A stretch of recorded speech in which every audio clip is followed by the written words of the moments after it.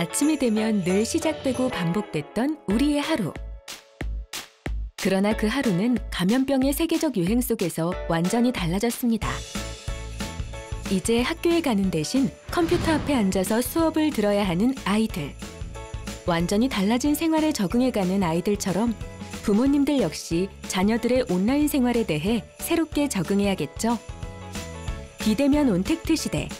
아이들의 슬기로운 원격 수업을 도와줄 수 있도록 학부모님들을 위한 안내서. 그럼 시작해 볼까요?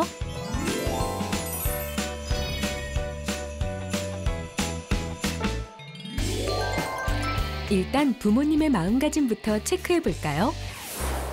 원격 수업으로 인해 아이들의 디지털 기기 사용 시간은 늘어날 수밖에 없습니다. 하지만 부모님 입장에서는 집중력이 떨어지지는 않을지, 또 아이들이 하루 종일 디지털 기기에만 매달려 있는 것은 아닌지 걱정이 많은데요.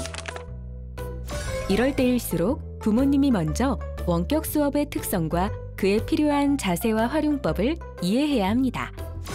그래서 도움은 주되 아이들이 원격 수업 역시 자기 주도적으로 잘 해나갈 수 있도록 유도하는 것이 부모님들에게 가장 필요한 마음가짐이겠죠?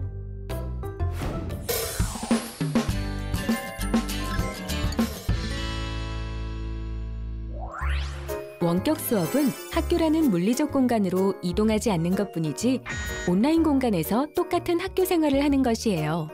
그러니까 원격 수업이라도 학교에 등교할 때처럼 준비할 수 있도록 며칠만 함께 도와주세요. 제 시간에 일어나지 않는다면 방문을 노크하거나 일어나지 못하면 가서 한번 꼭 안아주세요. 화상 수업이 아니더라도 잠옷이나 실내복을 그대로 입지 않도록 해주세요. 잠옷을 입고 있으면 나도 모르게 수업 시간이 아니라는 생각이 들 수도 있으니까요. 비록 공간이 교실에서 집으로 바뀌었지만 아이들이 수업을 시작한다는 생각이 들 수 있게 작은 습관을 들여주는 것도 좋습니다.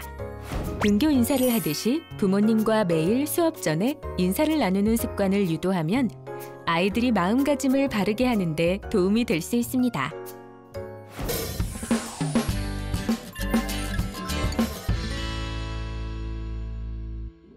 우선 아이가 원격 수업에 문제없이 참여할 수 있도록 원격 수업 공간을 확보해 주세요. 만약 컴퓨터가 거실과 같은 공동으로 사용하는 공간에 있다면 수업 중에 가족들과 부딪히지 않고 집중할 수 있는 방향으로 놓아주세요. 수업 시간에는 아이가 집중할 수 있도록 되도록 다른 가족은 드나들지 않도록 해줘야겠죠? 공간이 분리돼 있지 않다면 전화 통화는 되도록 자녀와 거리가 먼 곳에서 해주는 것처럼 아이의 수업에 방해가 될 수 있는 일들은 주의해 주세요.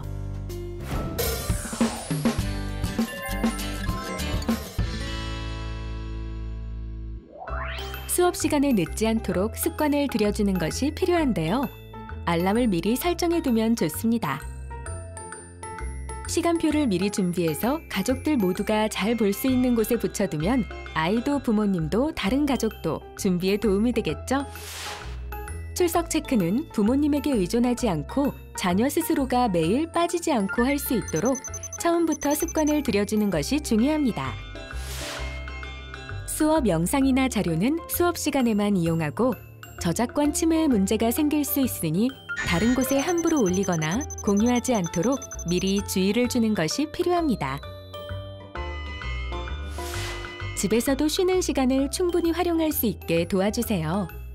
쉬는 시간에 미리 화장실도 다녀오고 물도 마시면 수업 시간 중간에 자리를 이탈할 일이 없겠죠?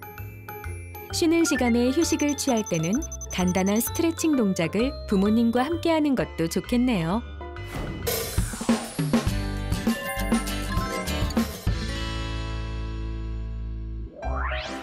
원격 수업 중에서도 화상 수업은 교실에서의 수업처럼 더 많은 주의와 예절이 필요합니다.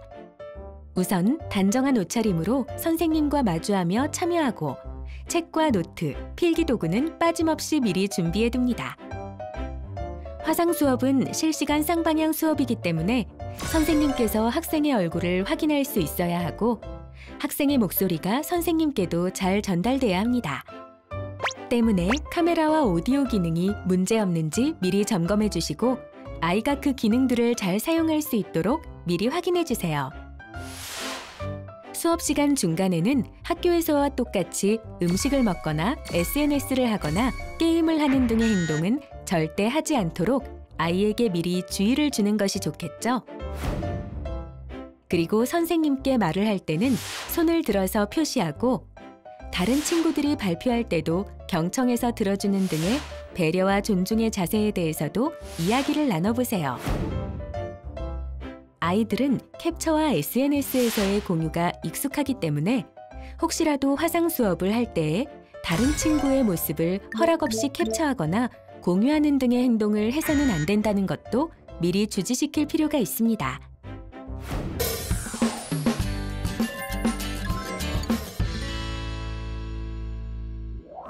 수업을 마치면 컴퓨터나 스마트폰은 끄고 활동할 수 있는 시간을 갖는 것이 좋아요.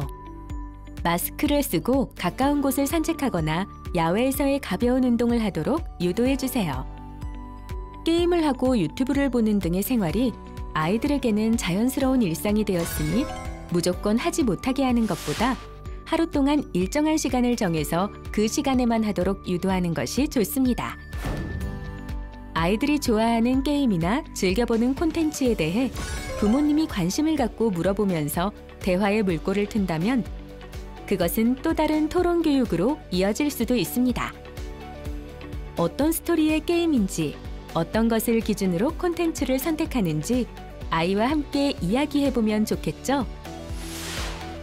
온라인상에서 아이들이 어떤 식으로 대화하고 어떤 댓글을 남기는지 대화를 나누면서 온라인 예절에 대한 필요성도 자연스럽게 이야기 나눌 수 있죠. 아이가 잠자리에 들기 전 오늘 하루를 정리하고 내일 할 일을 체크하는 시간을 가질 수 있도록 유도해 주세요.